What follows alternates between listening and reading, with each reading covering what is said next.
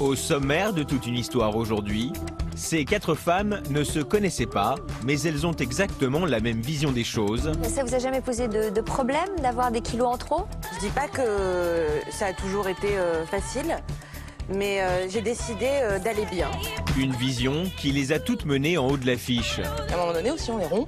On est rond, on n'est pas un carré, c'est juste de l'ordre de l'acceptation après. Moi, comme dit Thierry Samitier, j'ai un physique d'époque, mais c'est plus l'époque. Voilà. J'ai la chance d'être avec un chéri qui m'aime pas malgré mes rondeurs, qui m'aime pour mes rondeurs. Pour moi, j'ai créé un magazine de mode qui valorisait toujours des femmes rondes, des femmes très rondes. Vous avez refusé de vous soumettre à des dictates de la mode Je dirais que c'est mon corps qui a refusé de se soumettre aux dictates et que j'ai suivi. La pizza est super ici, moi je viens souvent pour ça. Ça se voit, hein. La rédaction a eu envie de relayer leur message pour que chacun d'entre nous sache qu'il ne faut jamais se cacher et toujours tout oser.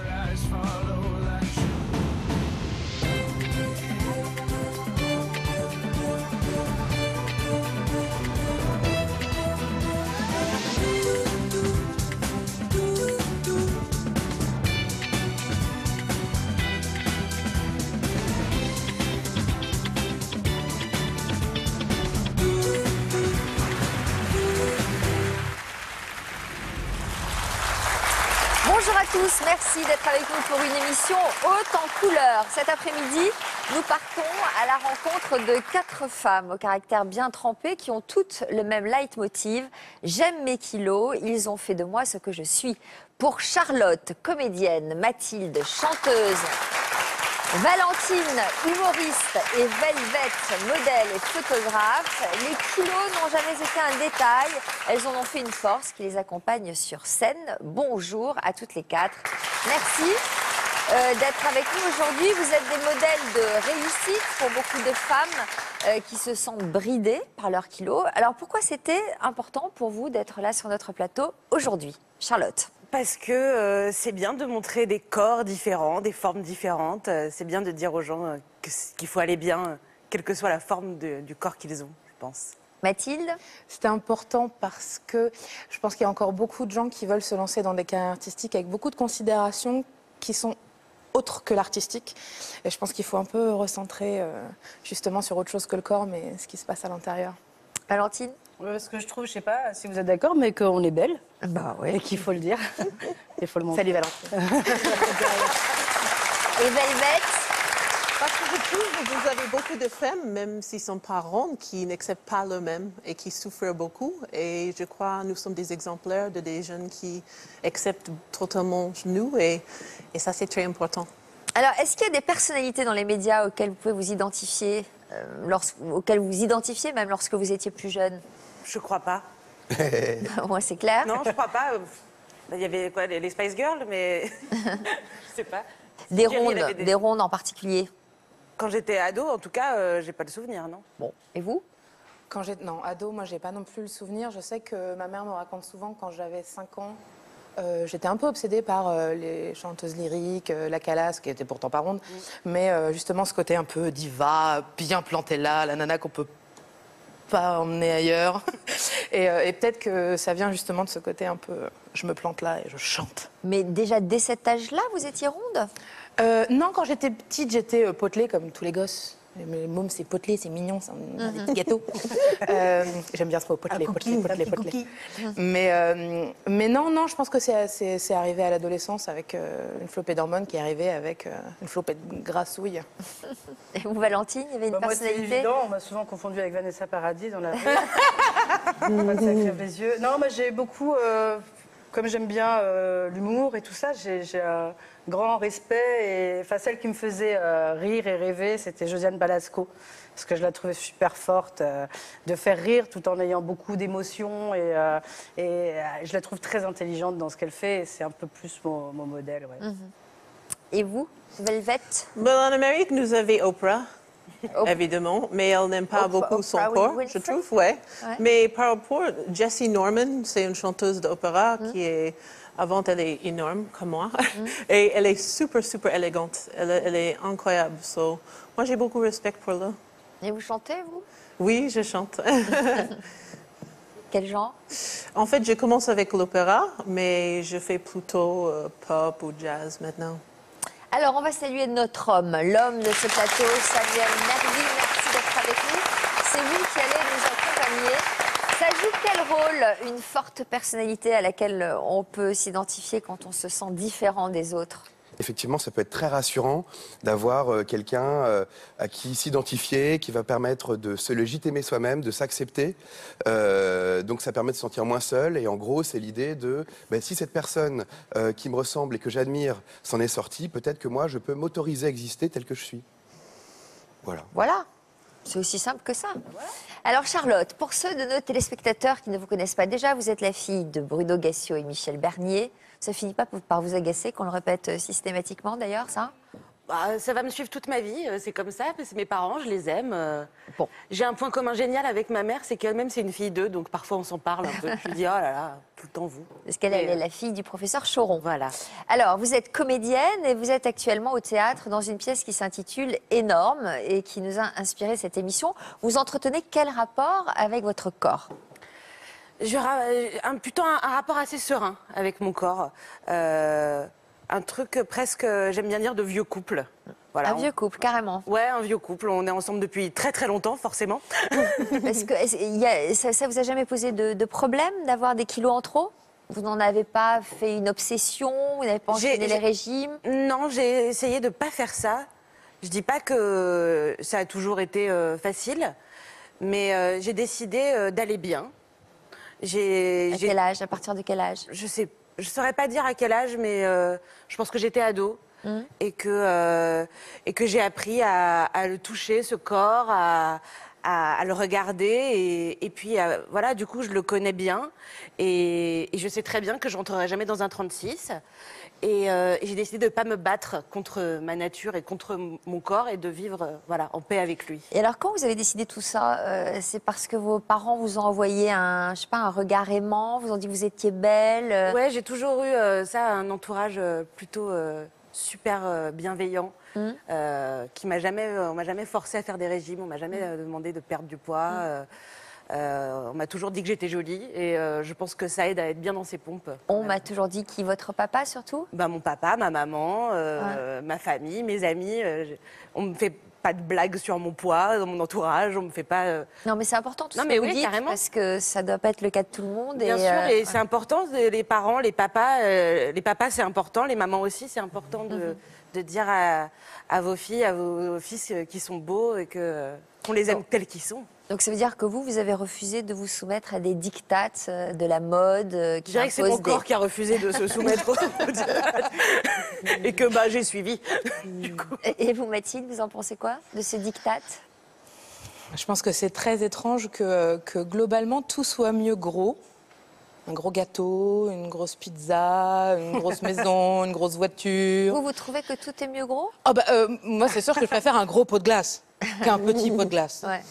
Je préfère une grosse opportunité qu'une petite opportunité. Je préfère un gros concert qu'un petit concert. Je trouve que c'est un mot qui est chouette, le mot gros. En plus, c'est marrant à dire. Mais que c'est pas un mot qui est accepté quand il est collé avec fille ou femme derrière. Et c'est dommage parce que pour moi, c'est juste un adjectif comme un autre. Et ça devrait pas...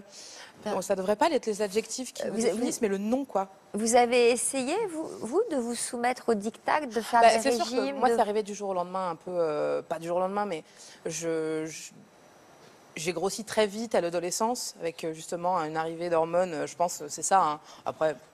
Et donc, forcément, je pense que mes parents, comme c'est arrivé très très vite, et à un moment donné en plus où on déménageait, etc., je pense qu'ils se sont dit qu'il y avait peut-être un problème, une nutritionniste, etc. Donc j'ai vu des gens plusieurs fois, à plusieurs époques de mon adolescence, jusqu'au moment où j'ai juste arrêté de faire du mal à mon corps. Parce que sous prétexte qu'il faut être mince, en fait, je trouve qu'il y a beaucoup de gens dont c'est pas la nature première. Et je parle pas des problèmes de santé. S'il y a une personne qui peut bien nous dire qu'on peut maigrir, c'est vraiment notre toubib. Mais quand il ne s'agit pas d'un problème de santé, que quand le docteur regarde toutes les analyses et tout, qui dit qu'il n'y a rien, dans ce cas-là, il faut voir quelle est sa propre nature. Et je trouve qu'il y a quand même encore beaucoup de femmes qui n'acceptent pas la nature de leur corps et qui sont prêtes justement à lui faire du mal pour rentrer dans un moule. Mais je ne vois pas pourquoi on essaie de faire rentrer des ronds dans des carrés et des carrés dans des triangles. Il y a un moment donné où si on est rond, on est rond, on n'est pas un carré, c'est de l'ordre de l'acceptation après. Vous diriez que vous avez un mental particulier? Ah ouais, moi je suis une forte tête, moi. Qui explique le fait que vous ayez eu besoin de monter sur scène, parce que vous diriez quoi à toutes celles qui n'osent pas se montrer justement avec des kilos en plus et qui a fortiori ne montraient jamais sur scène? Oui, mais je pense que justement le fait d'avoir une forte tête et d'être vraiment, je dirais, obsédé par cette espèce d'idée que je pense que les gens ont plus à offrir que leur simple corps. C'est-à-dire que le corps, c'est une enveloppe. C'est la lettre qui est dedans qui est intéressante. Même si l'enveloppe est belle, si à l'intérieur, il y a une lettre qui n'est pas peaufinée, écrite, raturée, revue, corrigée, on reste juste avec une enveloppe vide, quand même. Ça vous fait rire, Samuel? Non, j'étais... c'est intéressant. Le petit se moque de nous, c'est intéressant. C'est joliment exprimé. Oui, c'est très joliment exprimé, effectivement. Bon. Valentine. Moi, comme dit Thierry Samitier, je ne sais pas si vous connaissez, Sergi Pontoise, j'ai un physique d'époque, mais c'est plus l'époque. Voilà. Donc, je serais née il y a 5 ans.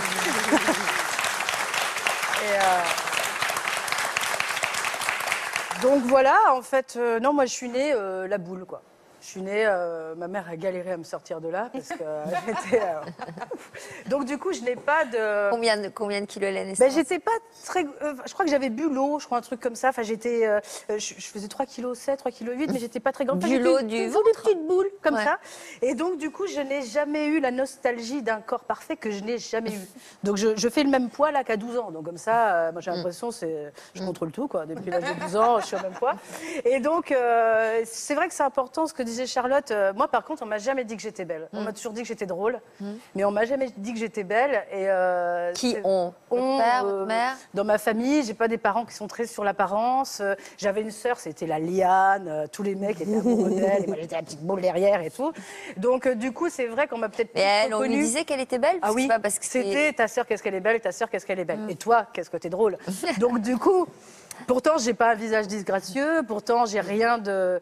Donc ça, je l'ai compris plus tard. Un jour, je me suis regardée, je me suis dit, mais j'ai rien d'atroce.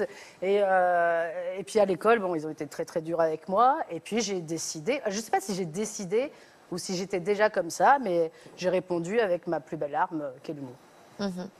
Je crois sincèrement que c'est le regard des autres qui m'a rabaissée. Parce que moi, il n'y avait pas de problème, quoi. J'allais à la piscine, j'ai fait du championnat. Normalement, on en souffre du regard des autres. Mais je me suis jamais dit, j'aurais préféré être mince. Je me disais toujours, j'aimerais bien quand même telle que je suis. Donc, j'ai jamais rêvé d'être Kate Moss. Bon, Vanessa Paradis, mais c'est pour le mec. Mais si les autres avaient été bienveillants avec moi, ça n'aurait pas été un problème. J'ai fait une vidéo comme ça. Kate Moss, elle a eu le même mec à un moment donné, non? Ah oui, elle a eu aussi Johnny Depp. Ouais, il a un type de femme. Mais en même temps, ça me laisse toute méchante. Parce qu'un mec, quand il trompe sa femme, c'est toujours avec le contraire de sa femme. Donc moi, j'ai toute méchante. Alors attendez, un mec qui trompe sa femme. Ouais, il ne va pas avec la même. Donc, comme elle est une toute petite blonde rachitique, moi, grande, grosse, ça peut le faire. Et donc, en fait... j'ai fait une vidéo comme ça qui est sur Internet, qui est sur la violence du regard des autres. Des fois, on se trouve belle, on se dit, oh, je suis bien aujourd'hui, et tout ça, et dans la rue, dégage, grosse vache, et machin.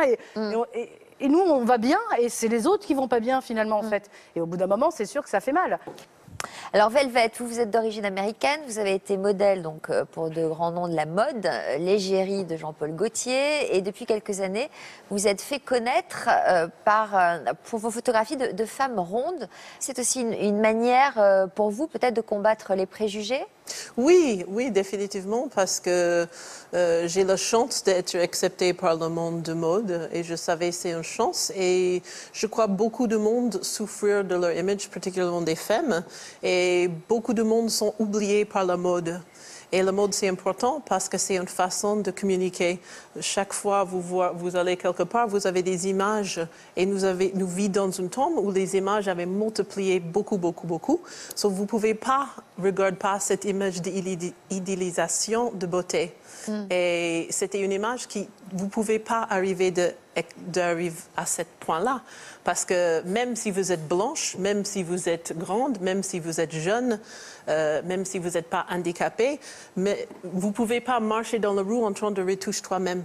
Et nous avons une dictate de mode qui est personne ne peut arriver.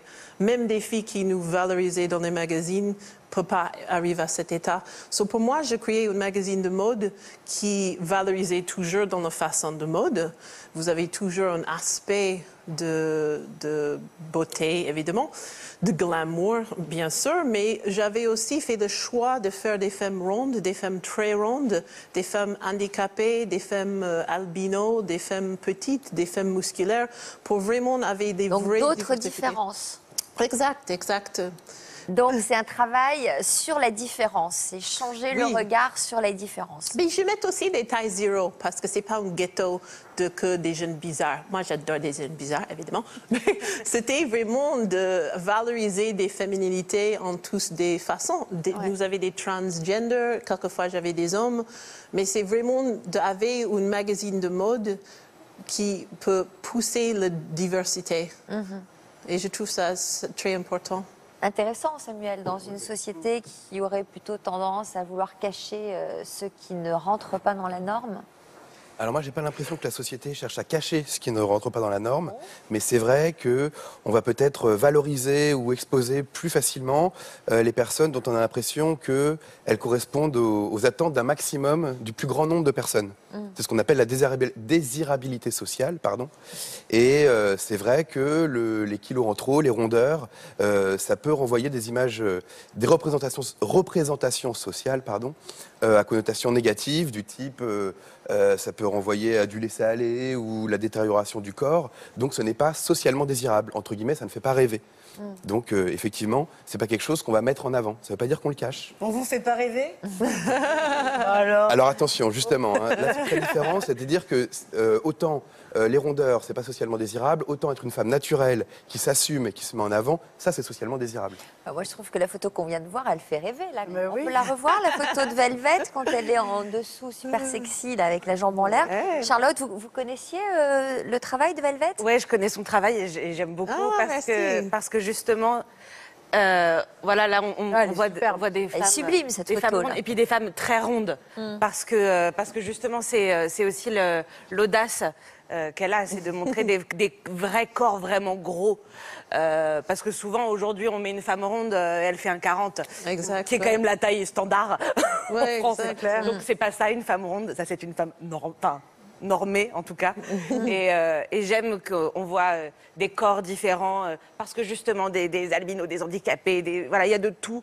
Et que la beauté, elle est tellement multiple et diverse. Et je trouve le travail que fait Velvet merveilleux pour cette raison.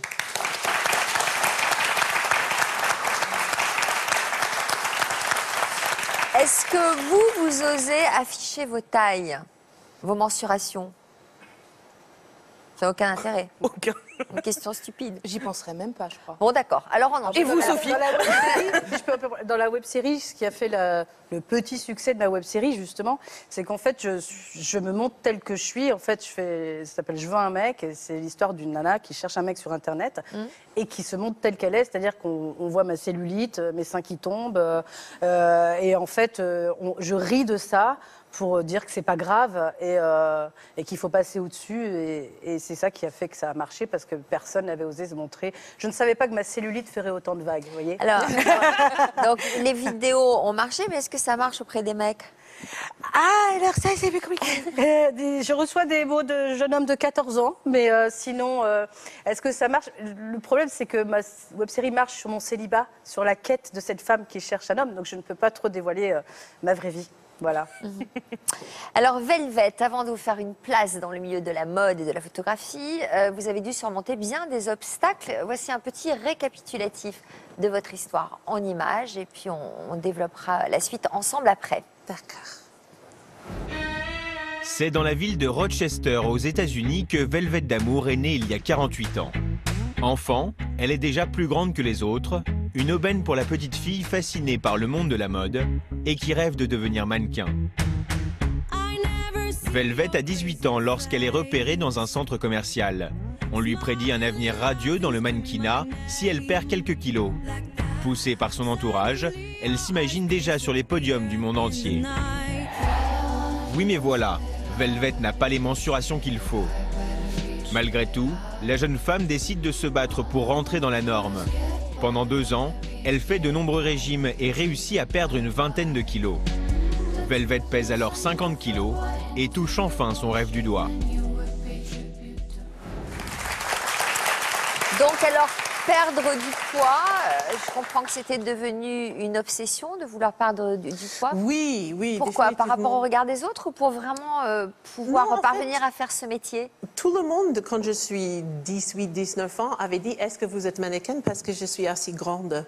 Et ça donnait l'idée d'être mannequin. Je dis « Ah, OK, tout le monde demande ça, peut-être je vais être mannequin. » Et j'arrive jamais. Ça, c'est le plus monstre que je peux être. C'est un peu contre ma nature, mais j'avais battre le plus je peux. Et j'ai pas arrivé. Et c'est plutôt cette dictat de le mannequinat qui avait poussé moi de détester moi-même à ce point de ma vie.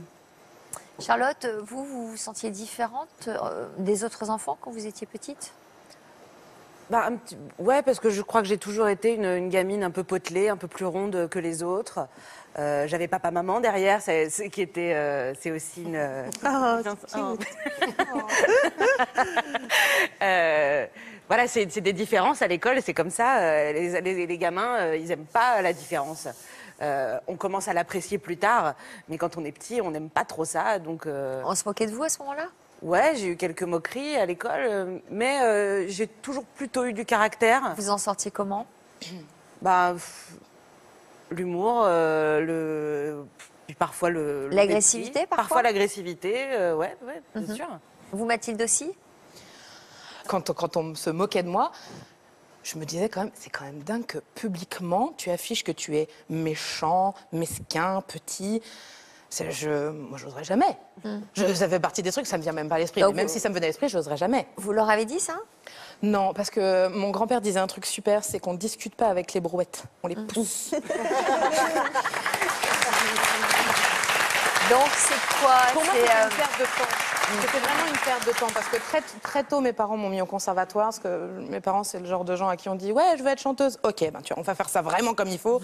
Donc, horaire aménagé musique et tout, je faisais de la musique tout le temps. Et donc, moi, quelque part, dans mon développement humain, c'est toujours passé par la musique, le métier que je disais que je voulais faire. Alors, bon, évidemment, il y a une petite période à flou, ado, où je voulais juste faire du rien, mais comme les ados. Mais dans ma construction, je me suis toujours demandé, non pas est-ce que je suis mince, est-ce que je suis belle, est-ce que les autres sont contents de ma plastique quand ils me regardent, c'est est-ce que quand je chante, je procure de l'émotion, est-ce que je suis une personne humaine, est-ce que demain j'ai peaufiné mes défauts, plutôt un travail sur un moi intérieur. Moi, j'ai quasiment plus entendu Salintello que Bonjour la grosse. Hein. Mais dites, ça flaire quand même les années de travail sur soi, de psy, etc., non? Même pas. Pour tenir un discours aussi précis et affûté. Je pense que quand on est artiste, pour pouvoir comprendre le monde, il faut beaucoup le regarder. Je suis très contemplative. Et surtout, je me pose toujours la question de à qui profite le crime. Et quand quelqu'un me dit quelque chose, que ce soit positif ou négatif, surtout quand c'est négatif, je me dis mais qu'est-ce qui pousse cette personne-là à me dire ça? Et tout souvent parce que c'est gratuit. Encore quand c'est un parent qui s'inquiète, et est-ce que tu as dû voir le médecin, est-ce que tu as du diabète, du cholestérol, encore ça passe. Quand c'est vraiment une inquiétude. Mais quand c'est juste ça va la grosse? Et toi, Pignouf, ça va? Enfin, je sais pas, il y a un moment où j'aimerais bien commencer mes relations humaines avec quelqu'un que je connais pas par autre chose que juste l'apparence, quoi. C'est tellement vain, c'est tellement creux. J'ai l'impression d'enfoncer des portes ouvertes, excusez-moi. mais c'est vrai que moi, ça me choque à chaque fois de me dire que les gens peuvent s'arrêter à ça. Et je me pose la question, justement, au quotidien de pourquoi. Vous avez quand même essayé de maigrir quand vous étiez au lycée, je crois? Ouais, quand j'étais au lycée, je pense que c'était mon 3e ou 4e régime. C'était un régime hypocalorique. Et comme moi, je suis un peu ayatollah, on m'avait dit que c'était entre 1000 et 1500 calories. Moi, j'en mangeais 750 pour être sûre. Et donc, j'avais des étourdissements, tout ça. Enfin, j'étais en parfaite santé. C'était vachement bien d'essayer d'être mince. Ça m'a vachement servi au niveau de ma santé. Et au bout d'un moment, j'ai eu une expérience vraiment qui m'a marquée. J'ai perdu du poids en très, très peu de temps. Et à un moment donné, je fouettais dans mes fringues. Ma mère, elle m'a emmenée... faire un peu de shopping, j'ai acheté des nouvelles fringues Donc c'était à cette période-là? Ça, c'était, je crois, 2e ou 3e régime. Je pense que j'ai pas dépassé le numéro 4. J'ai encore ce sweat, pour la petite histoire. Et là, je crois que je me retourne vers mon oncle qui prend la photo. Et je sais pourquoi je souris. C'est pas forcément parce que je suis mince, parce que regardez-moi ces jambes. C'est parce que je suis à Argenton-sur-Creuse, qui est la ville dans laquelle j'ai grandi et qui est la ville dans laquelle je pense que je me suis le plus épanouie, parce que c'est une petite ville, il y a peu de gens, on se connaît, donc les gens osent moins. Faire des réflexions, parce que sinon, tu vas voir, ma mère, elle va t'en parler quand elles vont se retrouver au supermarché. Et on découvre avec stupeur que tu n'es pas une vraie blonde. Oui. T'as vu? Non, mais selon les photos, tu vas voir, ça va changer à peu près tous les 6 mois. Et ouais, il y a vraiment une expérience qui m'a marquée, c'est que je suis arrivée en retard, il me semble que c'était en cours de français, avec des nouvelles fringues. J'étais passée chez le coiffeur, j'avais la classe et j'étais toute mince. On voyait que j'étais mince, j'étais habillée en noir avec un truc un peu genre qui amincit et tout. Parce qu'apparemment, quand on est ronde, il faut forcément des fringues qui amincissent, il ne faut pas assumer ses rondeurs, il faut cacher ses rondeurs. Et il y a eu un blanc quand je suis arrivée dans la classe. Mais un blanc, un vrai blanc. Et tout de suite, moi, je me suis dit, j'ai un truc sur la figure, je suis mal coiffée, je me suis mis du liner, je sais pas, un truc. Et puis, je me suis assise et j'ai senti un regard différent. Et je me suis dit, tiens, maintenant que je suis autre chose et autrement, et quelqu'un d'autre que moi, on se met à s'intéresser à moi. Évidemment, c'est le moment où 2-3 crétins, c'est genre, eh maintenant que t'es mignonne, tu veux pas qu'on parle? Je pense que je vais reprendre des kilos parce que ça me protégeait des gens comme toi. Et au bout d'un moment, je me suis dit, en fait, il faut juste que j'écoute mon corps et que je fasse la paix avec lui. Alors, non, si je comprends bien, au moment où les garçons ont commencé à s'intéresser à vous parce que vous aviez minci... Pas les garçons, les crétins. D'accord. Parce que quand les garçons s'intéressent à moi, je donne quand même la liberté à cette personne de m'expliquer où il va en venir. Enfin, plus maintenant, parce que non, j'ai un chéri depuis super longtemps, mais... Et c'est le moment où je me suis dit, en fait ce temps que j'ai pas trouvé les gens qui s'intéressent à moi... conclusion, les kilos protègent des crétins. Ouais. Ah, moi, franchement, ouais. On est bien entourés, nous. Ouais, oui.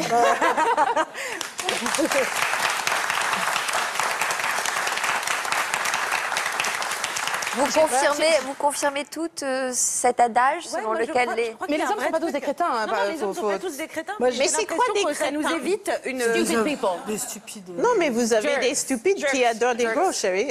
Oui, moi, je suis pas d'accord. Mais j'ai l'impression que ça évite une tranche. Oui. En tout cas, ça évite les gens qui s'arrêtent au physique. Moi, ce que je voulais dire par rapport à ça, moi où j'étais plus surprise quand j'étais adolescente, c'est que j'ai aussi beaucoup eu de réflexions de la part des adultes. Par exemple, moi, un jour, je suis rentrée en classe de maths et il y avait la buée des vitres. Bon, le professeur buvait, je précise. Et en fait, il y avait un éléphant de dessiné sur la buée des vitres. Et il a fait rire tout le monde en disant qui est l'éléphant? C'est Valentine.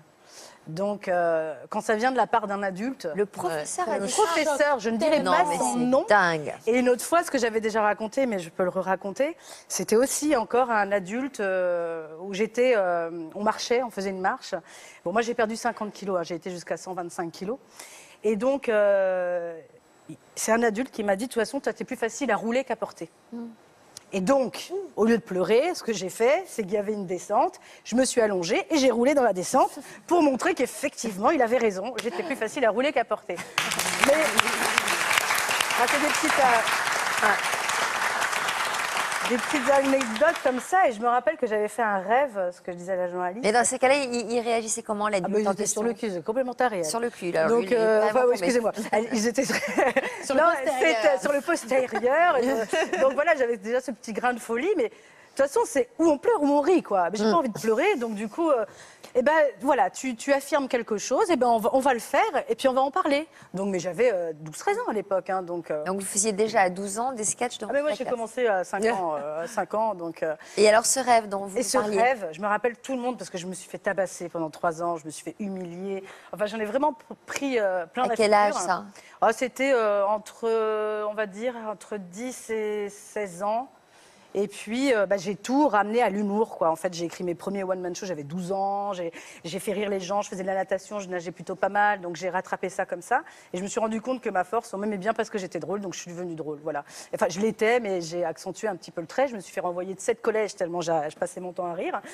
Et donc, un jour, j'ai fait un rêve, je me rappelle, j'en avais marre, tout le monde se moquait de moi, et que j'arrivais dans la classe, comme ça, et que j'enlevais une fermeture éclair, Et en fait, j'étais une bombasse, genre pas mêlée en personne. Mais je sais, je le savais pas à l'époque. Et que je disais, voilà, la vérité, en fait, je suis belle. Et donc, et que tous les enfants regardaient comme ça en se disant, oh, mais en fait, elle est belle. Et voilà, c'était il y a longtemps et je me rappelle encore. Je comprends l'arme de l'humour, c'est celle aussi que moi j'utilise et je pense que Ronde, on l'utilise très... Mais je trouve que c'est dommage aussi que des fois, justement, on se laisse pas pleurer devant quelqu'un qui nous humilie, qui nous meurtrit. Vous êtes émues toutes les deux, là, je mets des larmes dans les yeux. Pourquoi? Parce que je pense qu'il faudrait qu'on se laisse pleurer de temps en temps, histoire qu'ils voient. Histoire que ce soit vu. Mais comme on cache beaucoup... Bah oui, mais c'est vous qui le cachez aussi. Ça vous est déjà arrivé de pleurer ou pas, de montrer que vous étiez touchée et humiliée? De colère, beaucoup. Parce que je comprenais pas pourquoi. Mais est-ce que les autres avaient un problème plus grand que moi, avec mon poids? Moi, éventuellement... Mais est-ce que ça vous est arrivé de pleurer devant les autres? Parce que quand vous pleuriez dans un coin. Ah oui, non, mais moi j'ai piqué peut-être 2-3 colères, justement. Moi, très souvent, je me laisse pas faire. Très souvent, je me laisse pas faire. C'est-à-dire que si on va... Soit je regarde la tête de la personne et je me dis, bon, là, apparemment, il n'y a rien à faire. Ils sont entre 4 ados, un peu genre, je vais faire rire mes copains aux dépens de quelqu'un. Mais très souvent, je me laisse pas faire, en fait. Je réponds. Et surtout, je réponds par la question. C'est, quel est le problème? Mais t'es grosse? Oui, je suis grosse. Quel est le problème? J'ai pas de souvenir d'avoir pleuré, moi. Comment? J'ai pas de souvenir d'avoir pleuré face... même dans un coin. Même en dedans? Tu sais, cette espèce de larme, mais pas dans le rêve. Mais d'être vraiment d'aller dans un coin, m'effondrer en larmes, non. Par contre, des fois, moi, je sais qu'une fois, en parlant des hommes, j'avais perdu 50 kilos. Et je crois que c'est là, marrant, le déclic, à chaque fois, on me demande, mais je l'avais pas, mais j'ai perdu 50 kilos. C'est pas rien. Et j'étais avec un garçon, un crétin, un de ces fameux crétins. On en parlera encore. Qui m'a quitté en me disant, ton corps est pitoyable, tu me fais honte en société. Et je faisais 15-18 kilos de mais là. Tant mieux de t'en être quel bon débarras. Je l'aurais épousé, mon Dieu. Il aurait eu des fils aussi cons que lui, ça aurait été terrible. Non, mais... Et c'est là où je me suis dit, en fait, fais-toi plaisir, prends un Magnum, quoi. De toute façon, c'est pas le regard, il change pas. J'avais un peu de kilos de trop, et puis je crois que c'est à partir de ce moment-là, je me suis dit de toute façon, quoi que je fasse, je serai toujours dans cette case. Autant s'éclater, s'amuser, faire ma web série, je rigole, les gens ils m'aiment bien comme ça et tout va bien. Et puis finalement, pourquoi pas leur dire merci. Depuis 2013, Valentine, vous avez créé votre chaîne sur Internet. On va regarder un petit aperçu de ce que vous faites. C'est les trucs les plus soft, hein.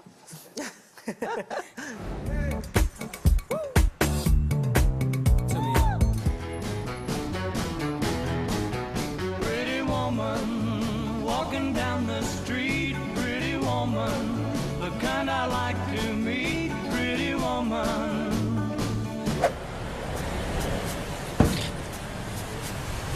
Merci.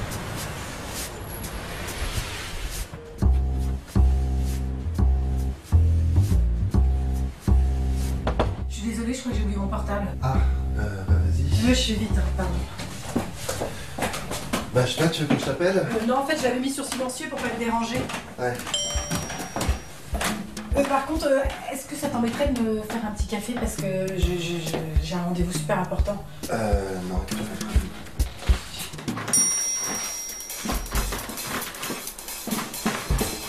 C'est bon, t'as trouvé? Bah non, en fait, le problème, c'est que c'était agité cette nuit, je trouve pas. Ah. Par contre, excuse-moi, est-ce que t'as pensé à me mettre du sucre? Je t'en ai mis 2, ouais. Ah oui, mais bon, moi j'en prends toujours 5. Ouais, je suis le genre de nana, tu sais, je mange ce que je veux, je prends pas un gramme, alors j'en profite. C'est gentil, merci.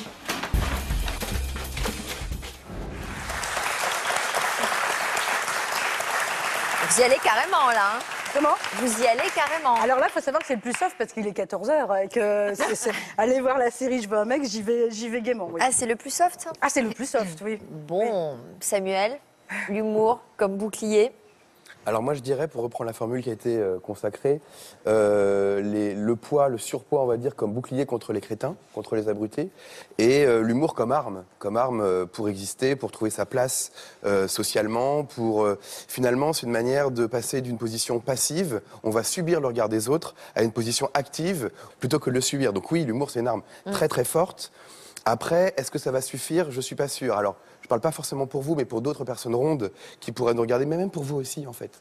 Il y a cette idée, on pourrait penser que ça y est, vous avez trouvé votre style, l'humour, c'est l'arme ultime, mais je suis prêt à parier que ça suffit pas. C'est-à-dire qu'il y a forcément des contextes où la bonne copine sympa et drôle, ça va bien 5 minutes. Il y a aussi des moments où j'ai aussi envie d'être vue comme une femme désirable. J'ai aussi envie d'inspirer du désir et d'être pas seulement drôle.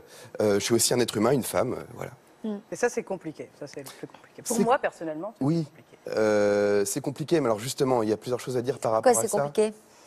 Parce que moi, je suis la pote avec des nichons, quoi. J'ai l'impression, j'ai envie de dire, à des fois, mes amis hommes, c'est toujours, voilà, je suis la fille drôle, je suis la fille drôle. Ils m'ont jamais dit t'es belle, ils m'ont jamais dit. Et du coup, j'ai vraiment du mal, moi, quand je tombe amoureuse, par exemple, je le dis pas. C'est quelque chose, je peux pas, je me donne 0 chance, quoi. Mais alors, ce que je trouve, c'est peut-être une coïncidence, hein, mais vous vous présentez comme quelqu'un qui n'a pas le droit de pleurer, qui doit être drôle, qui n'est pas belle, enfin. Il y a quand même beaucoup de projections et d'idées reçues sur l'image que vous renvoyez, et certainement que vous générez quelque chose de cet ordre-là. Bien sûr. Mais ça, c'est pas votre apparence, c'est votre personnalité. Bien sûr. Aussi. Mais parce qu'on n'est pas que ça. Là, on existe. Finalement, on a essayé de nous faire pas exister à cause de quelque chose, et finalement, c'est ce qui nous fait exister toutes les 4. Moi, ce que je me dis, j'espère que sur ma tombe, il n'y aura pas marqué qu'elle était bourrée de cellulite. Ouais, mais Valentine, on a l'impression que vous vous oubliez quand même. Certes, vous existez, mais à quel prix? Ça veut dire que vous avez enfoui. Certainement beaucoup de choses, oui. Tout votre... Je suis en psychanalyse depuis longtemps. Oui, c'est ça en fait. C'est-à-dire qu'il y a un moment, je crois que mon corps pour moi n'a jamais été une arme de séduction. C'est pour ça que là, dans l'épisode, je finis en boudin de porte. Là, il y en a un qui me tripote, je dis que j'ai les seins qui tombent aux genoux, enfin des choses comme ça. Et on me dit mais comment tu fais? Mais c'est parce que pour moi, j'ai jamais séduit par mon corps. J'ai jamais, si un mec me plaît, je vais pas être là. Ça va être plus intellectuel en fait. Non, mais c'est pas parce qu'on peut ne pas séduire par son corps, enfin y attacher de l'importance, séduire autrement, mais sans pour autant s'oublier à ce point-là. C'est-à-dire que effectivement, vous avez fait de votre corps un allié dans vos sketchs. C'est mon meilleur copain. Mais c'est comme si vous partiez du principe que c'était forcément un ennemi, alors que c'est une erreur. C'est-à-dire qu'on ne sait pas en fait ce qui va faire qu'on va plaire. Comme vous disiez, il y a des clients pour les rondes aussi. Et puis, il y aurait une idée reçue que le physique, l'apparence, est une donnée objective. Or, la personnalité, elle influe. On interprète l'apparence. Donc, si vous êtes drôle, sympathique, rayonnante, si vous avez de l'assurance, vous allez paraître plus attirante que si vous êtes méchante, triste. Non, il faudrait être plus chiante, en fait. Les hommes aiment les chiantes. Peut-être. C'est le sujet d'une autre émission. Donc, Non, mais c'est sûr, j'ai pas confiance en moi. Je dégage comme ça une confiance en moi que j'ai pas du tout en fait. Mais alors ça, c'est pas une problématique liée à votre poids. Hein. Il y a non, des bien gens sûr, qui sont très minces et qui non seulement n'ont pas confiance en elles, sont complexées et voilà, ça existe. Je suis pas complexée, mais ça veut pas dire que j'ai confiance en moi. C'est un peu. En revanche, en ce qui vous concerne, Charlotte ou Mathilde, j'ai l'impression que vous vous cachez moins, vous, votre vraie personnalité, vos émotions. Moins enfouies que Valentine, peut-être. Moi, j'ai fait un travail d'acceptation, en fait. Mais très, très vite. Mais oui, vite, mais parce que merde, j'ai 2 bras, 2 jambes, que je suis en bonne santé et que pourquoi je vais me frustrer, me rendre malheureuse, en fait. Mais on en revient quand même au regard des parents, voilà, aimants. Vous avez été particulièrement bien enveloppé dans votre enfance et vous avez confiance en vous, vous avez été narcissisé. Donc effectivement, à partir du moment où vous avez eu cette chance-là, c'est beaucoup plus facile de s'accepter. Un regard bienveillant, je pense que ça aide de toute façon. Hein. Mais moi, dans le vraie personnalité, moi je pense quand même que c'est une vraie personnalité, je reviens. Mais je pense que Charlotte aussi, sans vouloir... elle a quand même une maman qui est aimée, énormément aimée, qui n'a jamais été taclée par son poids, moi, Michel Bernier. J'ai toujours vu dans des émissions où elle parle de tout, mais jamais elle s'est victimisée par rapport à ça. Bien sûr. Et je la trouve super forte pour ça, c'est pas un problème. Et je pense qu'elle a eu un modèle aussi d'une maman... J'allais lui poser la question. Dire que sa maman, elle est aimée telle qu'elle est, par son talent, et ça a dû certainement beaucoup l'aider pour se construire aussi. J'ai pas de problème avec le fait de me regarder. Je sais que souvent les comédiennes aiment pas se voir. Moi, je considère le fait de me regarder comme un travail. Je me regarde, je me corrige, j'ai pas de problème avec mon image parce que... Ton corps, c'est ton outil, non Ouais, c'est mon outil, c'est mon compagnon, c'est mon... C'est-à-dire, de toute façon, il sera avec moi toute ma vie, alors autant qu'on s'entende bien, non? Ça aussi, c'est très important. Parce que même à vous écouter, il y aurait cette idée que le problème, c'est le regard des autres. En réalité, pour la plupart des personnes rondes, le problème, c'est avant tout le regard qu'on porte sur soi. Bien sûr. Et à partir du moment où on s'accepte, où on se réconcilie avec soi-même, où on est effectivement le fait que son corps fasse partie, que ce soit un allié, en fait, le regard des autres a beaucoup moins d'importance. Mais ça joue aussi parce que ça dépend où vous avez des grâces dans votre corps. Si vous êtes une femme et votre grâce est dans votre sein et votre fesse, vous êtes beaucoup plus acceptable que la si graisse, vous êtes... parler de graisse ou de la grâce? fat, you know. Ah, Si de vous graisse. avez des gros seins et des gros fesses, vous êtes 10 millions de fois plus acceptable de quelqu'un qui est un type de pomme, vous voyez, avec des gros rondeurs de ventre. Ça dépend aussi de où vous avez votre grade. Mais on parle beaucoup d'acceptation et pas d'amour. Ah oui, oui. Mais ça va Il y a ensemble. beaucoup, j'accepte. Non, parce que je pense que aimer quelqu'un, c'est l'accepter, c'est sûr. Ah oui. Alors, c'est pas le comprendre, est-ce mais... que vous aimez vous-même, justement? Est-ce que c'est certain, ça? Ah, moi, j'ai arrêté de maigrir parce que je préfère mon corps rond, c'est sûr. Et je pense que parce que je préfère mon corps rond, j'ai rarement eu des problèmes avec les hommes. Parce que je pense que quand on aime vraiment son corps rond, on sait orienter le regard, genre... Je vais t'expliquer comment ça fonctionne, le corps rond. Et où est-ce que c'est bien et comment... Ça fonctionne très bien. En plus, il y a un truc de ludique, quoi. C'est vallonné, il y a des endroits qu'on découvre et tout. Et c'était au moment où vous aviez maigri qu'il y a ces crétins qui vous ont fait des compliments sur votre apparence, que vous avez interprété? C'est pas des compliments, c'est que c'est devenu... maintenant que tu es dans le moule, on t'accepte. Et j'ai trouvé que c'était quand même... Voilà. Et quelque part, c'était pas mon moule à moi. C'est-à-dire que je veux bien rentrer dans mon moule à moi, ça me pose pas de problème. Et dans ma tête, je sais que mon moule à moi, il est grand. On peut faire beaucoup de choses, on peut mettre beaucoup de choses dedans. Mais c'était mon moule à moi. C'est-à-dire que quand je me suis forcée à rentrer dans le moule des autres, que ce soit des autres qui pensent que pour la santé, il faut être ceci, ou pour l'esthétique, il faut être cela, c'était pas mon moule. Le moment où je suis rentrée dans mon propre moule et où je me suis sentie bien, et où je me suis dit, ah, maintenant que je suis là-dedans, je peux me centrer sur d'autres choses. Sur vraiment d'autres choses. Et c'est vrai que ce que Sophie disait, c'était important. C'est comment ça se fait qu'en tant qu'artiste, justement, on est peut-être moins blindés, Charlotte et moi. C'est que je pense qu'il y a une mise à nu obligatoire, surtout quand on est chanteur. Et moi, je ne vais pas chanter que des chansons heureuses, d'amour heureux. Il y a aussi des chansons sur le désespoir, le doute, etc. Et c'est que des trucs que j'ai vécu à travers moi, mon acceptation, je dirais, à moi, qui est juste en fait passée par dire aux autres, si vous avez un problème avec mon corps, c'est à vous de le régler, je ne pourrais pas le régler pour vous. Moi, je règle les problèmes que j'ai avec mon corps. Et pour le moment, je trouve que j'ai encore 2-3 kilos devant moi. C'était plutôt ça. Moi, ce que j'ai trouvé quand même frappant tout à l'heure dans ce que vous avez dit, c'est ce moment où cette personne vous fait un compliment et vous l'interprétez de manière négative. C'est un crétin. Non, c'est pas ça, c'est que ça dépend de la source. Hein. Tous les compliments sont pas forcément bons à prendre. Au quotidien, dans le métro, j'ai ouais, mademoiselle, t'es bonne. Il y a vraiment des gens qui pensent que c'est un compliment. Oui. Évidemment, le premier truc que j'ai envie de dire. Oui. Non, parce que ça dépend de la source. Parce que quand je prends le métro et que je vais en répète, je suis pas forcément apprêtée, maquillée pour la télé. Souvent, je suis en pyjama de jour, avec un calepin, en train de bosser. Je suis dans autre chose. Et souvent, ça me surprend. Je me dis, mais alors déjà, Edwin, comment est-ce que tu penses que je vais répondre? C'est genre, OK, on va chez toi. Je me dis, mais qu'est-ce qui peut bien se passer dans la tête de quelqu'un? Et en plus, je trouve que c'est quand même vachement étrange de faire un compliment tout de suite sur le physique, dans l'espoir d'un truc un peu sexy. Ça réduit... Non, enfin, parfois, il faut le prendre aussi comme un compliment. Voilà, c'est charmante, vous êtes charmante, mademoiselle, et tout. Et c'est pas que ça fait pas plaisir, c'est que j'y donne pas suite, parce que je trouve que c'est pas pour ça que je veux être vue. Mais ça, c'est aussi lié, je pense, à mon métier d'artiste. Moi, je suis chanteuse, je suis porteuse de mots, je suis porteuse d'émotions, et quelque part, je suis pas là pour être... Ouais. Faut pas non plus trop tout intellectualiser. Non, mais c'est fascinant, l'anthropologie, en fait. Samuel. Et juste un petit mot, effectivement, quand Sophie disait, il faut pas le prendre comme ça. Malheureusement, enfin, je sais pas si c'est malheureusement, mais on a des filtres à signes de reconnaissance positifs et négatifs. Si on a une théorie sur soi qui est que notre physique n'est pas attirant, eh ben, on va filtrer les signes de reconnaissance. C'est pas ce que j'ai dit. J'ai dit qu'il n'était pas important. Alors, si je peux finir, quand même. Pardon. On va filtrer les signes de reconnaissance. Et si, par exemple, quelqu'un vous fait un compliment, eh ben, vous allez peut-être refuser de vous en nourrir, soit en l'entendant pas, soit en le réinterprétant de manière négative. C'est un crétin, qu'est-ce qu'il veut celui-là? Il essaie de me flatter, et puis de toute façon, c'est pas le bon contexte. Vous voyez, il y a cette idée de ne pas pouvoir recevoir un compliment, alors que ça peut être nourrissant. C'est un compliment. c'est quelque chose qui est positif.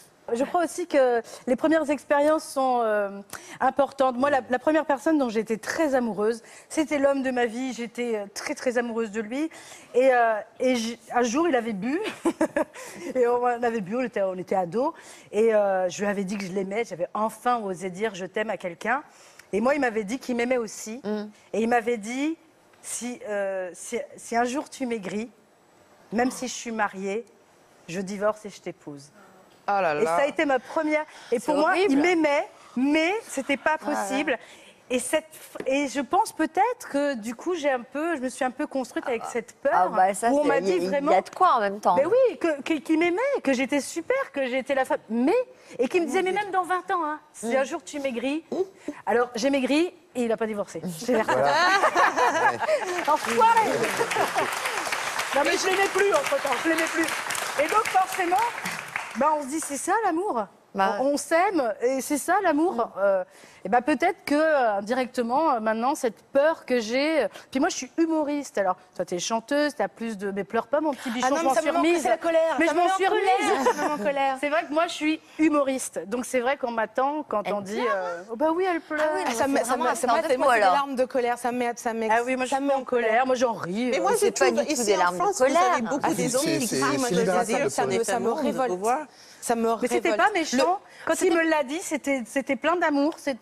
On avait 15-16 ans. C'était je t'aime, le jour où tu maigris, je t'épouse. Ouais, mais les mots ont une portée. C'est pas rien du tout. Voilà pourquoi je suis peut-être un peu tagada poète poire parce que du coup. Bon, pardon les filles, est-ce qu'on peut enchaîner parce qu'on aimerait bien aller voir. On fait les 3 émissions nous.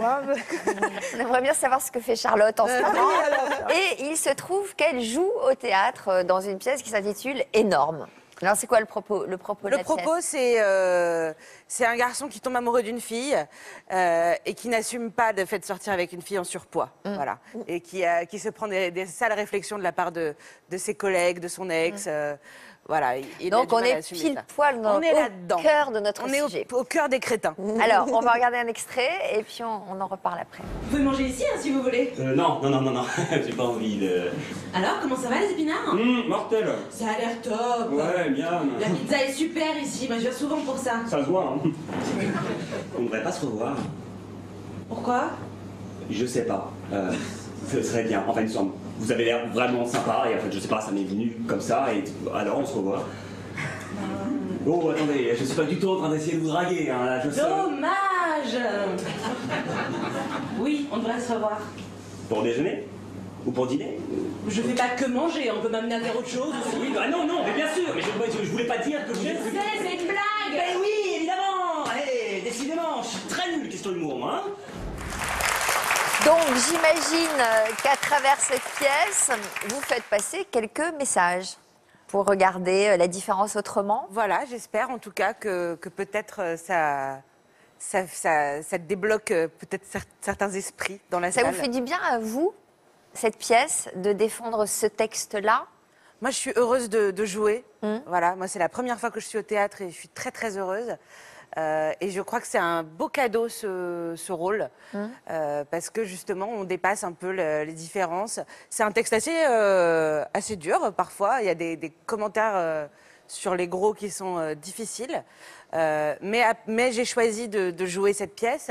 J'ai choisi aussi de la co-adapter avec Marie-Pascale, la metteur en scène. Et donc, cette adaptation qu'on a fait ensemble, pour moi, c'était important de participer au texte parce que je voulais être à l'aise avec tout ce qui se dit, parce qu'il y a des insultes, parce que j'entends des choses pas faciles, mais avec lesquelles je suis OK. Ça me va. Tout ce qu'on me dit, ça me va. Alors, l'amour. Vous êtes mariée à votre premier amour. Oui. C'est une belle histoire. Ouais. Oui, ça fait 3 ans qu'on est mariés. Alors, vous l'avez rencontré à quel âge? 14 ans. Oh ouais. Sur Internet, ça marche. Sur Internet. Sur Internet, à l'époque. Et qu'est-ce que vous faisiez à 14 ans sur Internet? On se parlait de musique. Et on aimait bien le métal. Donc on se parlait de musique et puis voilà, on s'est rencontrés. Donc c'était pas un site de rencontre? Ah non, c'était pas du tout un site de rencontre. Non, c'était un site d'ados qui se parlent de musique et de tatouage et voilà, des choses comme ça. Et puis on s'est vus très vite dans la vie. On n'est pas resté trop longtemps derrière nos écrans. Et puis voilà, on s'est fait un bisou en 2002 et voilà, on est toujours ensemble. Est-ce que lui, il vous a aidé à vous accepter tel que vous êtes ou vous acceptiez déjà avant de le rencontrer? Moi, je crois que j'ai toujours été un peu dans la séduction. J'ai toujours eu envie qu'on me trouve jolie et envie de plaire. J'étais très contente de lui plaire, même après, avec les photos pourraves de webcam qu'on avait à l'époque, qu'il ait eu quand même envie de me rencontrer et que ça fonctionne en vrai. Et je crois qu'il m'a... Être aimé depuis aussi longtemps. Ça fait du bien. Ouais, ça fait du bien. Et puis sous toutes les formes que j'ai eues, parce que des kilos j'en ai pris, j'en ai perdu, Voilà, il m'a toujours aimé de la même façon. Et ça, merci. Une petite larme? Non, je trouve ça super. Même pas. Là, c'est pas des larmes de colère, là. Non, parce que je la trouve tellement belle. tellement de pleurer Non, mais parce que je te regarde et je te trouve belle. C'est vrai qu'elle est belle. Merci. Oh là là. Alors, justement, Sébastien n'a pas pu être là aujourd'hui. Oui, Mais... Mais non. Mais si. Mais non. Mais si. Il a tenu à laisser un petit message. Oh non. Coucou mon amour. Et bien voilà, moi je voulais tout simplement te dire que je suis impressionné par toi, par ta rigueur, par ta force de caractère que tu as au quotidien, qui te permet d'aller toujours plus haut. Tu as l'audace de croire en tes rêves et de faire en sorte qu'ils se réalisent, ce qui n'est pas toujours simple dans notre société. J'ai juste envie de te dire, continue de rêver, d'y croire, parce que tout ce que je vois arriver, moi, c'est que du bonheur. Et tu as tout le talent nécessaire pour aller côtoyer les étoiles. Je t'aime. Il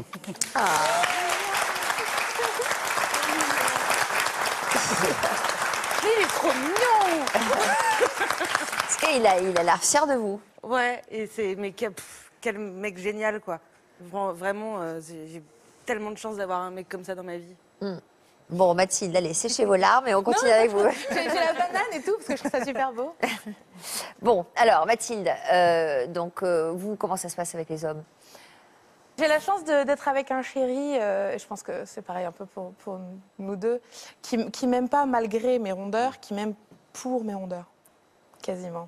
C'est-à-dire que c'est la personne à qui je dis, tu penses pas que je devrais perdre 3 kilos Pourquoi Je sais pourquoi je t'aime. Mais pourquoi vous dites ça? Il vous aime pas. Ah non, il m'aime pour mes rondeurs. Je sens que c'est quelque chose qu'il aime toucher, qu'il aime retrouver le Mais c'est réducteur, Non, il m'aime moi. Et je pense que le fait que ce soit moelleux le soir devant la télé, c'est un plus. Mais c'est parce que c'est toi. Non, je pense qu'il m'aime pour les rondeurs. Ça fait partie des trucs aussi qui en comme les gros seins, les grosses fesses. Si tu maigris... Non? Mais non. Comment ça, si je maigris? J'espère que non. Comment ça, si je maigris? On peut pas parler de choses qui arriveront pas. Non, on peut pas être dans la projection des choses qui ne peuvent pas se passer. Tu vois, c'est si j'avais les yeux noirs. Non, c'est pas réducteur, mais je pense qu'il aime aussi. C'est-à-dire qu'il aime ma personnalité, c'est sûr. Mais je pense que il fait partie de ces hommes qui aiment ça, qui aiment les rondeurs, et pour qui c'est un plus. Tout comme quand on préfère les blonds, les bruns, les grands, les petits. Ça fait partie des choses qu'il aime pour ce que c'est. Et puis, ça fait 7 ans qu'on est en couple, mais ce n'était pas mon premier chéri et j'ai globalement pas beaucoup eu de problèmes avec les hommes dans ma vie. En fait, au moment où je me suis mis à les sélectionner moi plutôt qu'à me faire sélectionner comme si j'étais une tomate à un étal, et où je me suis dit, en fait, il faut aussi être proactif. Une rencontre, c'est pas juste un mec qui vient nous chercher, c'est aussi nous aller... être séductrice. Vous avez compris ça au bout de combienième? Alors, je peux pas trop le dire. Non, je l'ai compris très vite. Assez vite. Ouais. Et aussi parce que j'ai 2 grands frères du premier mariage de mon papa qui m'ont un peu expliqué les garçons, tout ça. Ils avaient des copains et tout avec qui je parlais un peu, donc j'ai vite fait. D'accord. Voilà. Valentine, vous en pensez quoi, vous? Mais moi, comme je disais, comme j'ai une web-série où je joue une célibataire qui cherche des hommes... ça vous embêterait d'en trouver un, sinon il y aura plus d'épisodes. Si j'en trouve un, la web-série est terminée. Tu vas le cacher, si tu le trouves. Je vais le cacher, donc voilà, il faudrait que ce soit quelqu'un de l'ombre, quelqu'un de pas trop égocentrique. Non, en fait, non, mais avec les hommes, ça se passe comme tout le monde. Des fois, ça se passe bien, des fois, ça se passe mal. Et il faut aussi savoir que j'ai quand même un caractère assez bien trempé. Et je pense qu'on m'a plus souvent quitté à cause de mon caractère que de ma culotte de cheval, quoi. Bon, mais alors là, vous en êtes où? Là, ça va. C'est-à-dire là, ça va, la web-série marche très bien. Mais vous pouvez quand même envoyer vos propositions pour faire un peu le... Voilà. Quel genre vous cherchez? Moi, j'adore les mecs féminins. Oui, je sais, c'est curieux. Et drôles, surtout. Ah bah oui. Bah ouais, j'adore les mecs drôles. Alors, féminin, qu'est-ce que vous entendez par féminin? Un peu androgyne. Je suis pas très biker, quoi. J'aime bien Non, c'est vrai, je suis souvent avec des garçons un peu féminins qui se Vous avez un modèle type? Un modèle type. On était sur Johnny Depp. Johnny Depp. Il est un peu biker quand même. Non, il a un petit mix des deux. Ouais, mais il a beaucoup de bracelets. Et ben le jour où les hommes, où les acteurs, les beaux acteurs se montreront avec des femmes rondes, parce qu'il y a aussi ça qu'on a l'impression. Il y en a, regarde, Pierce Et d'ailleurs, Brosnan. Ouais. moi j'ai toujours admiré le couple de tes parents parce que ton père est quand même magnifique. Mais oui, mais ma mère aussi. Il est sublime. Ta mère est magnifique. Non, mais ce que je veux dire, les deux sont magnifiques et ils font rêver. Mais c'est vrai que non, j'aime bien les garçons en général assez sensibles, assez les homos. Bon, donc donc j'ai beaucoup d'amis homos. c'est vrai que ça ressemble un peu à ça quand même. Comme beaucoup de rondes, hein. Bah voilà. Non, ouais, c'est vrai, j'aime pas trop les mecs virils et. Bon, d'accord. Comme ça. Moi, j'adore Peut-être pour ça que c'est compliqué. On en parlera. Vous me laissez votre carte. Non, mais j'aime bien les hommes qui se maquillent et tout. Enfin, c'est n'importe quoi, moi. Et vous, Velvet? Moi, je suis absolument le contraire d'elle. Moi, j'adore des hommes hyper gravement virils. Et le mec que je suis avec depuis 8 ans, c'est une bodybuilder professionnelle. Ah ouais. Alors, elle est 100% homme, j'adore. Et en fait, la chose super intéressante par rapport de l'avion, parce que mes hanches sont assez généreuses, mais c'est la même taille presque que ses épaules. So, il avait des épaules comme ça, avec ça. Et quand j'entrais dans un avion... Mais il y a un fiancé officiel, là? Fiancé, ouais, mais ça fait 8 ans que nous sommes ensemble. Ah, vous aussi? Ouais. Dis donc. Ouais. Bon. Et alors, donc quand vous entrez dans un avion? Amoureuse, si tu vois, chérie, elle est super beau. Oui, elle est super beau et ça fait 8 ans et je suis gravement dans l'amour avec lui. Mais c'est juste très intéressant par rapport à des stéréotypes des jeunes parce que quand vous allez dans un avion, si vous êtes ronde, vous êtes le diable. Alors, parce que vous vous prenez d'espace avec votre hanche. Mais lui, il veut prendre d'espace aussi. Mais lui, quand il entre, il est like, hello, please, monsieur, discipline, come sit with me. Mais moi, quand j'entre, il est like, mais il est taillé comme ça, donc à vous deux, vous étiez complémentaires, non, sur les plages. Yes. Il est super beau. Qu'est-ce qu'on peut vous souhaiter alors? Valentine, on n'a pas très bien compris quand même ce que vous cherchiez, donc je ne sais pas si on doit vous souhaiter l'amour ou pas. Hein, c'est pas très clair. Si, le grand amour, forcément. Est-ce que je l'ai déjà? Est-ce qu'il va arriver? Envoyez vos lettres à France 2. Samuel, pour conclure? Vous avez toutes l'air très épanouies, plutôt bien dans vos pompes. Moi, j'ai rien à redire, j'ai rien à ajouter. Hein. Il a fait venir. Merci en tout cas à toutes les quatre pour votre joie de vivre. Je ne doute pas que vos témoignages d'aujourd'hui aideront bien des femmes à vaincre leurs complexes. Merci à vous tous pour votre fidélité. Comme chaque fin de semaine, vous pouvez retrouver notre rubrique dans votre version féminin. Pour l'heure, on se retrouve pour un nouvel épisode de l'Histoire continue, placé sous le signe du mystère et de la magie, avec Virginie et Billy. À tout de suite. On se quitte avec la belle voix de Mathilde. À tout de suite. Merci.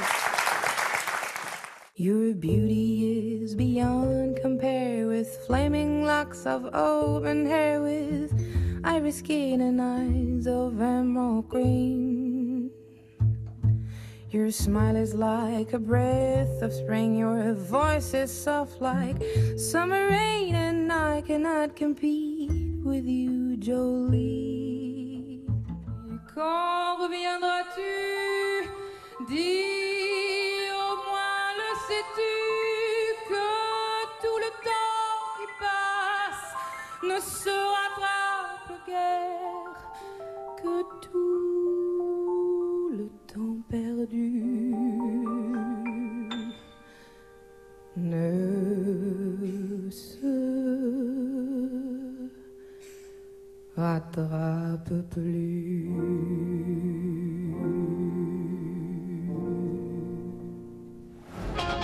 T'as pas oublié que ce soir, on va chez Pascal et Sophie. Ah oui, ne me fais pas honte comme la dernière fois, s'il te plaît. Tu as dansé du zouk sur du Johnny Hallyday.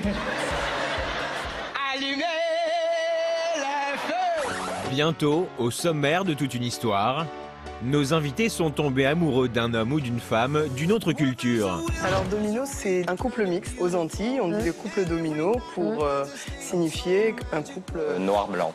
On a été dans une fête traditionnelle antillaise. Sur 500 personnes, j'étais le seul blanc. Et Laurent se retrouvait des fois dans des situations la même aussi, chose. Donc des soirées où il n'y a que des blancs aux Antilles, où elle s'ennuyait à mourir. Ça parle souvent politique. Ouais, je vois ce que tu veux dire. Les repas de famille, par exemple, c'était... Non, maman te regarde. Ouais. J'ai demandé à sa mère d'augmenter le chauffage. Elle m'a dit, comment ça, il fait déjà 18. Maman appelle beaucoup. Elle dit oui, je vais partir mardi, mais on ne sait pas de quelle semaine elle parle. C'est ça le problème. Et quand ils parlent de leur amour, leur meilleur allié, c'est l'humour. Je trouvais les Asiatiques très beaux. Alors chez moi, c'est le contraire en fait. J'aime pas trop les Chinoises en fait. Pourcentage de baguettes dans le bol de riz. Oui, ça, Comme au bavard. Ça, faut pas le faire, oui. Pour mes parents, c'est un grand pain-père, ils ne mangent pas de fromage. Eux, ils prennent l'écorce d'arbre et ils le mettent dans l'eau. Et ils font bouillir ça dans une marmite et c'est catastrophique. Par rapport aux remarques des personnes autour de soi, des différentes cultures, on a choisi d'en rire, se sentait mieux d'en rire. À très vite pour une heure de bonne humeur.